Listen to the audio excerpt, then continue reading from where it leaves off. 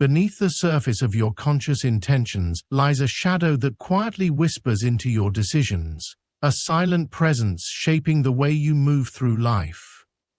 You believe you are steering the ship, yet there is another hand on the wheel, one you do not acknowledge.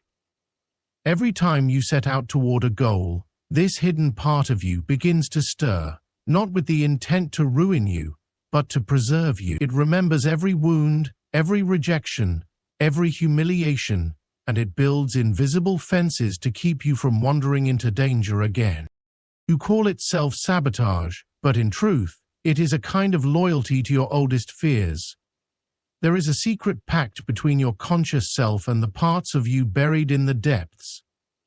You say you want success, intimacy, change, but another part trembles at the cost of leaving behind what is familiar. You long for freedom, yet the cage feels like home, and so you rattle the bars only enough to prove you tried. Each time you avoid the hard conversation, abandon the project just before it succeeds, or turn away from love when it reaches your doorstep, you are obeying an old commandment etched into your inner world.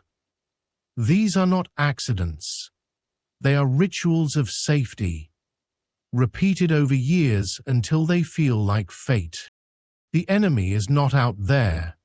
It is the unseen knot of beliefs, wounds, and unspoken memories within you, and it waits, patiently, knowing that as long as you refuse to look at it directly, it can guide you without resistance. It wears your voice, it uses your reasoning, it convinces you that the timing is wrong, that you are not ready, that you are protecting yourself. But the truth is, you are protecting a version of yourself that no longer needs to be protected. And so, without knowing it, you become both the jailer and the prisoner, both the architect of your dreams and the saboteur who ensures they remain only dreams. It is not malice that moves you in these moments. It is the deep and ancient urge to stay the same, to preserve the story you have told yourself about who you are. Only when you begin to question that story will you understand why you keep stepping into the same patterns, dressed in different clothing, with the same inevitable ending. The patterns you repeat are older than you realize. They are not the inventions of your conscious mind, but the echoes of experiences that left their mark when you were too young to speak them into words. You walk through life thinking you are making choices, when in reality, you are moving along grooves worn into your psyche by events you have half forgotten. These grooves guide your steps as predictably as rivers follow their carved channels. You think you are sabotaging yourself out of weakness, but the truth is more unsettling. You are obeying a hidden logic, a logic that has nothing to do with your current life, and everything to do with the life you once had to survive. There is a strange comfort in the familiar, even when the familiar hurts. Pain you understand can feel safer than joy you do not know how to hold. Your mind will draw you back to what it recognizes, because recognition feels like control, and control feels like safety. This is why people return to the same kind of harmful relationships, the same cycles of procrastination, the same fragile dreams abandoned at the same point. You are not failing because you are incapable. You are failing because something in you believes that success will require you to step outside the walls that have always kept you alive. There is a part of you that learned, perhaps long ago, that wanting too much brings punishment. Maybe you reached out for love and found neglect instead. Maybe you excelled at something only to be met with envy or cruelty. Maybe you dared to hope and watched the thing you loved most slip through your hands. These experiences became laws carved into your inner world. Do not shine too brightly. Do not trust too easily. Do not step beyond what you know. And these laws, though never spoken aloud, rule you more than any conscious decision you make. You call it fear, hesitation, laziness, but beneath those names is devotion. A devotion to staying within the lines drawn by pain. If you could descend into the depths of yourself, past the layers of personality you show the world, you would find a strange council of inner figures, parts of you frozen in time, each one carrying the memory of a wound, each one convinced that their way of protecting you is the only way to survive. They do not trust your adult self. They do not trust the world to be different from the one they remember, so they hold you back, tugging on invisible strings, turning your own thoughts into weapons against you. They are the voices that say, "It's not worth trying," or "You'll only embarrass yourself," or "They will see who you really are and leave." And because these voices wear your tone, your rhythm, your language, you do not recognize them as separate from you. When you think about changing, they stir uneasily. Change is dangerous to them because change means uncertainty, and uncertainty is the doorway through which pain once came. They would rather keep you where you are, even if it is suffocating, because suffocation feels predictable. And so you sabotage yourself without ever knowing that you are obeying a command from deep within. Stay small, stay quiet, stay safe. But the safety is an illusion. You already know this in the moments when the weight of your unfulfilled potential presses against your chest. In the quiet hours, when you ask yourself why you keep ending up here, in this same space, no matter what you try. The truth is that the walls you think are protecting you are also the walls that are keeping you from everything you long for. The life you want is on the other side of them, but to reach it, you would have to risk the feelings you swore you would never feel again. You would have to risk the very pain you built your defenses to avoid. The mind has a strange way of pretending to work towards something while secretly ensuring it never arrives. You might start projects with enthusiasm but never finish them, always finding a reason to delay until the spark is gone. You might meet someone who stirs something in you but pull away before the connection deepens, telling yourself you are too busy or that they are not quite right for you. You might accept opportunities that feel safe but turn away from the ones that demand you grow. On the surface, these seem like small, harmless decisions. Beneath the surface, they are acts of loyalty to the fear that once saved you. It is difficult to see this clearly because the self-saboteur inside you is not an enemy in the usual sense. It is a guardian, a protector, a sentinel at the gate of your life. Its job is to make sure you never again walk into a situation that could destroy you the way something once did. The problem is that it cannot tell the difference between the past and the present. It sees danger in every new possibility, every open door, every step forward, and so it sabotages you not out of hatred but out of love, though it is a love rooted in fear. If you try to fight this part of yourself, it will only dig in deeper. The more you push, the more it will pull, because it does not believe you understand the risks. It will whisper to you in moments of doubt, sowing just enough hesitation to keep you from acting. It will remind you of every past failure, every rejection, every moment when you felt small and powerless. It knows exactly which memories will paralyze you, and because those memories are real, you will listen. Self-sabotage comes disguised as responsibility. You might tell yourself that now is not the right time, that you should wait until you are more prepared, more stable, more certain. You might convince yourself that you are being prudent, when in reality you are obeying the same old fear dressed in the clothing of wisdom. Other times it comes disguised as selflessness. You might put other people's needs ahead of your own, telling yourself you are being generous, when in truth you are avoiding the risk of putting yourself first and being disappointed. The disguises are endless, and they are convincing because they sound reasonable. They sound like you. What makes this so difficult is that self-sabotage rarely feels like sabotage in the moment. It feels like caution, like thoughtfulness, like realism. You might only realize what has happened after the opportunity has passed, when you are left with the familiar ache of having once again stood in your own way. This is why the cycle can continue for years, even decades, without you fully recognizing it. You think you are simply unlucky or unready, when in reality you are being guided by an old map that no longer matches the terrain of your life. The roots of this run deep into the unconscious, into the parts of you that were shaped before you could choose. If you grew up in a world where your worth was questioned, where love was conditional, where safety was uncertain, then part of you learned to survive by making yourself smaller, quieter, less visible. That strategy worked then, but it is killing you now. The same walls that once kept danger out are now keeping life out, yet you still carry them, because you have not yet convinced the part of you that built them that it is safe to take them down.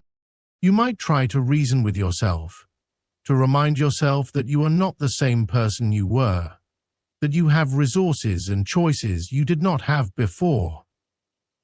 But logic rarely reaches the deeper layers of the psyche. Those layers respond to experience, not argument.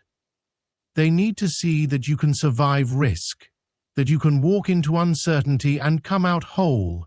Until they see this, they will continue to pull you back, no matter how much you want to move forward. The tragedy is that many people never realize this dynamic for what it is. They spend their lives thinking they are simply unlucky or lazy or cursed. They believe the voice inside them that says it's not for you, or you're not ready, or you'll just fail again. They think these are statements of fact, not the echoes of an old fear. And so they live smaller lives than they were meant to, mistaking safety for peace, mistaking survival for living. You are not weak for sabotaging yourself. You are not foolish. You are carrying out a survival strategy that once kept you alive. But if you do not recognize it for what it is, it will keep you from living the life you were meant to live. It will keep you circling the same patterns, telling yourself the same stories, feeling the same frustrations until the end of your days. The question is not whether you sabotage yourself. You do, and you will, as long as the part of you that fears change holds the reins. The question is whether you are willing to turn inward and meet that part face to face, not to fight it, not to banish it, but to understand it. Because understanding is the first crack in the wall. And once there is a crack, the light can begin to seep in. The part of you that sabotages is not an intruder. It is woven into the fabric of who you believe yourself to be. It is not a separate entity lurking in the shadows. It is the shadow itself, carrying everything you have not been able to face. You can pretend it isn't there, but it will still find ways to speak. It speaks in the small hesitations before you send a message that could change your life. It speaks in the way you reach for distractions instead of doing the work you promised yourself you would do. It speaks in the way you feel inexplicable fatigue at the exact moment action is needed. It knows you intimately because it is made from you, and it is patient. It has no deadline, no urgency. It can wait for years while you circle the same possibilities, watching you try and fail, fail and try again, always with the same unspoken outcome.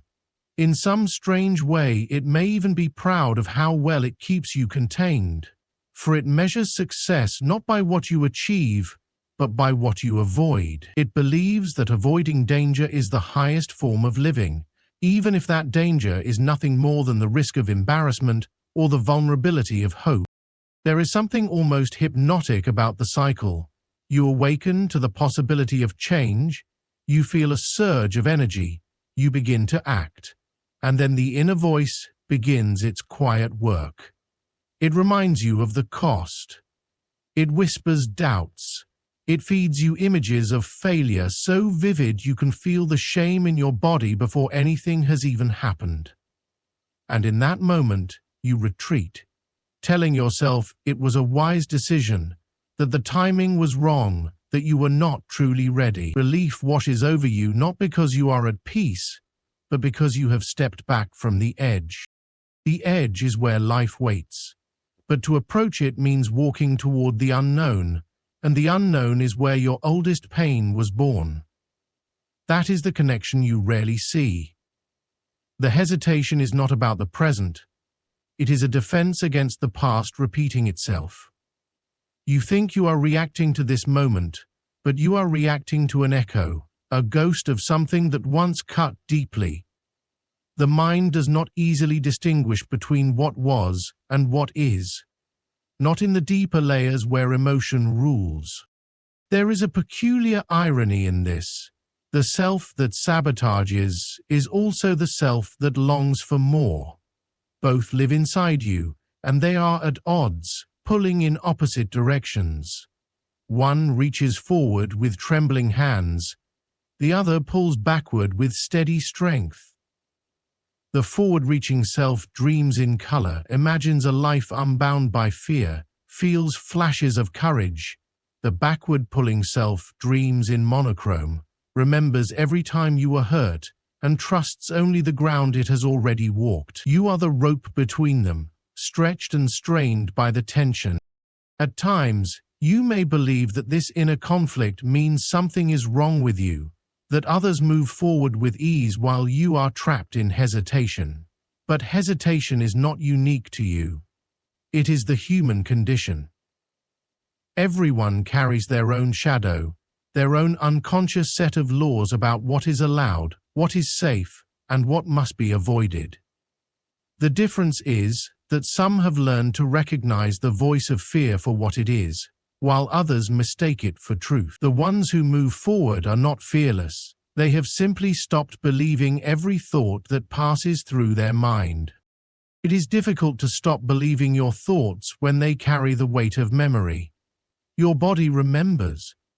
It remembers the way your chest tightened when you were criticized, the way your stomach sank when someone withdrew their love, the way your skin felt cold when you realized you were alone. These sensations are not gone. They live in you, waiting to be awakened. When an opportunity arises that carries even the faintest resemblance to those moments, the body reacts first, the muscles tense, the heart quickens, the breath shortens. The mind scrambles to make sense of this reaction and arrives at the most convincing reason it can find, often a reason that sounds rational enough to justify stepping back. The sabotage is subtle. You miss a deadline by a single day. You say something slightly careless that damages trust. You forget to follow up on an important lead. Other times it is dramatic. You quit just before the breakthrough. You push someone away when they get too close. You walk away from something precious because you convince yourself it was never meant for you. Whether subtle or dramatic, the outcome is the same. You remain in the familiar space, untouched by the chaos of real change. The paradox is that your life still changes, but not in the direction you want. Time moves forward whether you act or not. The people and opportunities you avoid are replaced by others, yet the pattern remains. The scenery shifts, but the play stays the same, and in quiet moments you feel it. The ache of knowing that you have been here before, that you will likely be here again, unless something within you changes. Change begins with seeing. Not the kind of seeing that glances at the surface and turns away, but the kind that looks unflinchingly into the dark. You must be willing to meet the part of you that sabotages, not as an enemy to be destroyed, but as a wounded child, a cautious guardian, a relic of a time when its methods kept you alive. You must listen to it. You must understand what it fears and why. Only then can you begin to loosen its grip. There is no shortcut for this work. You cannot simply decide to stop sabotaging yourself and expect the pattern to dissolve. The roots are too deep, the habits too ingrained. This part of you will not yield to commands. It responds only to trust. It must see over and over that stepping forward will not destroy you. It must experience safety in the act of change, not just hear you speak of it.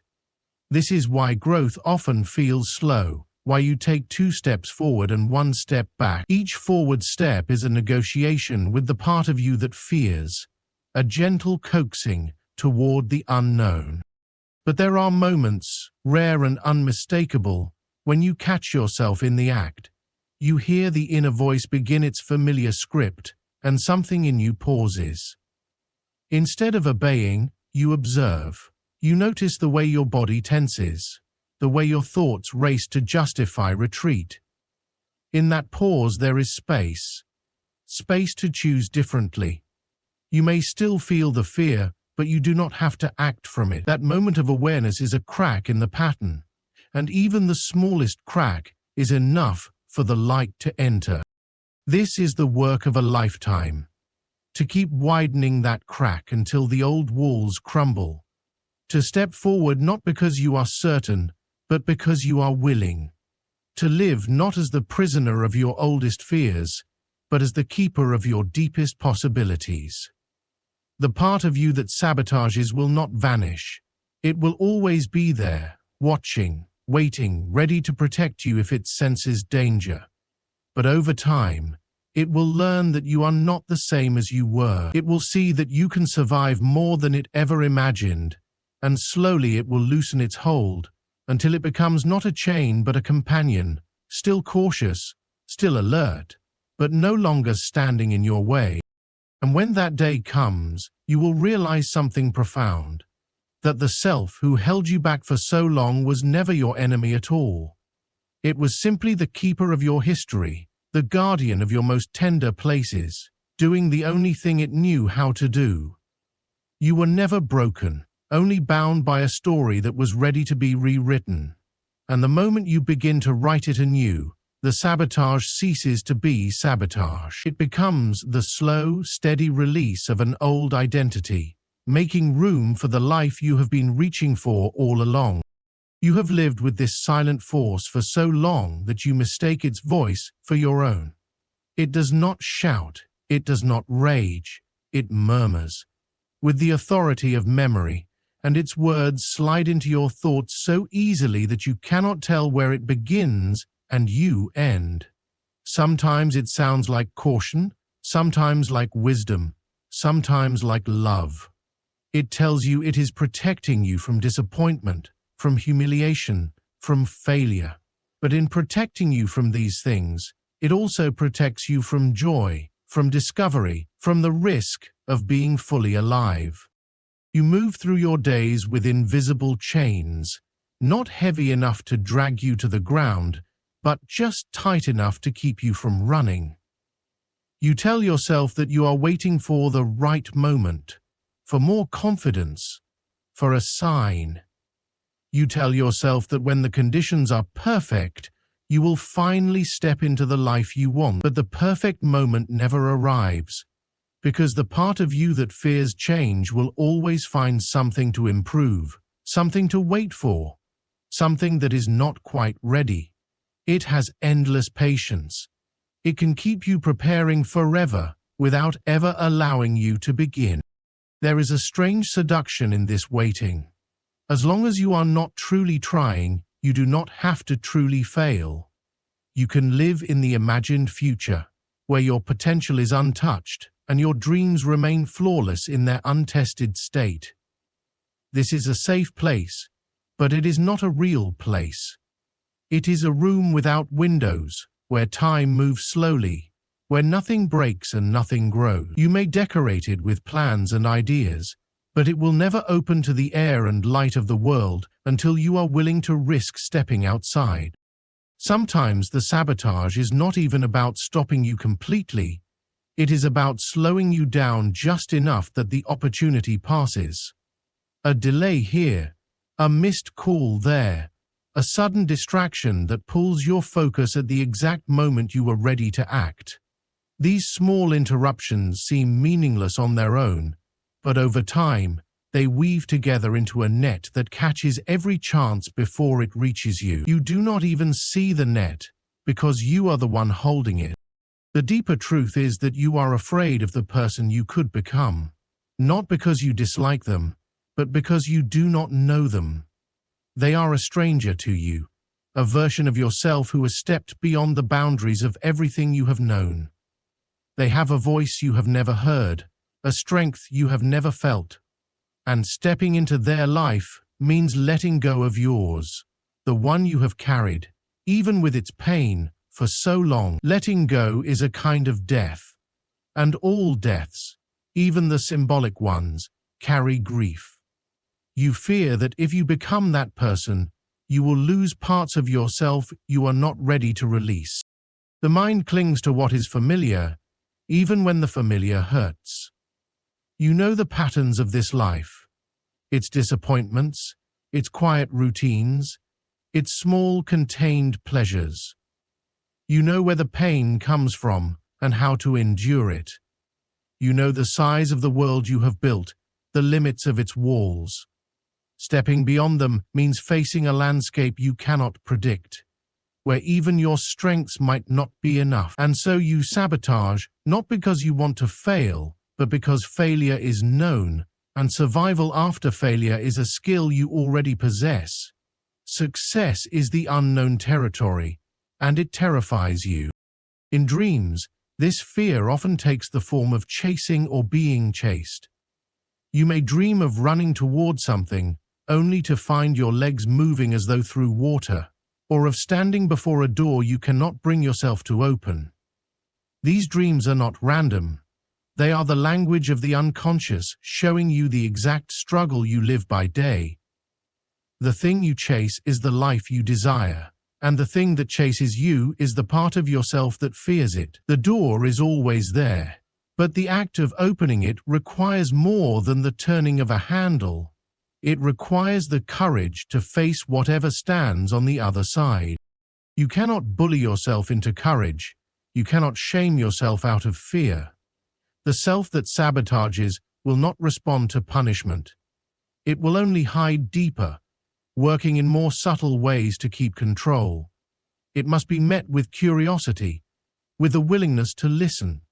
You must ask it what it fears losing, what danger it sees in your growth. You must be prepared for the answer to come not in words but in sensations, in images, in sudden memories that rise unbidden. These are its language, and they will not be rushed. If you are willing to look closely, you will see the moments where you betray yourself. They are not grand dramatic scenes. They are often small, almost invisible choices. The email you did not send. The invitation you declined. The step you promised yourself you would take, delayed again. Each one is a thread in the web that holds you. And yet, each one is also an opportunity to choose differently. Even the smallest act of defiance against the old pattern weakens it. The more you notice, the more you choose, the more the sabotage begins to lose its hold. But awareness alone is not enough. You must be willing to endure the discomfort that follows. Because when you act against the fear, it will not vanish. It will roar. Your body will react as if you are in danger, because to the part of you that fears change, you are. Your hands may shake, your thoughts may scatter, you may feel the pull to retreat stronger than ever before. This is the moment where most people turn back, mistaking the intensity of the feeling for a sign that they are not ready. In truth, it is a sign that they are closer than ever to breaking through. The passage through is narrow, and it is lined with the echoes of everything you have avoided. You will feel the weight of old memories, hear the voices that once made you doubt, see the faces of those who hurt you. The part of you that sabotages will gather every weapon it has in an effort to pull you back. And yet, if you keep moving, if you take even the smallest step forward, despite it all, you will begin to teach that part of yourself something new, that you can survive not only the familiar pain, but the unfamiliar joy. Over time, the inner saboteur will become less reactive. It will not vanish, it will remain a part of you, watchful, cautious, but it will no longer need to fight you so fiercely. It will see that the world beyond your walls is not as dangerous as it once believed, and as it loosens its grip, you will feel the chains around your life slacken, until one day you realize they are not chains at all, only memories of restraint. It becomes slower beyond memories of restraint. And in that realization, you will understand that you were never at war with yourself. You were only protecting the parts of you that had never been shown another way to live. The sabotage was not an act of hatred. It was an act of love misdirected by fear. And love, once it is no longer ruled by fear, becomes the very force that will carry you into the life you have been avoiding all along. The moment you recognize that the battle has never been against some broken part of you, but against the prison of old fears, you reclaim your power. Self-sabotage is not proof of weakness. It is a sign that you have outgrown the life your wounds once required. The walls you keep running into are not immovable. They are made of stories that can be rewritten. Step toward the unknown not because you are fearless, but because you are ready to live a life that is larger than your fear. The version of you that waits beyond those walls is not a stranger, it is the truest you, and it has been waiting for far too long.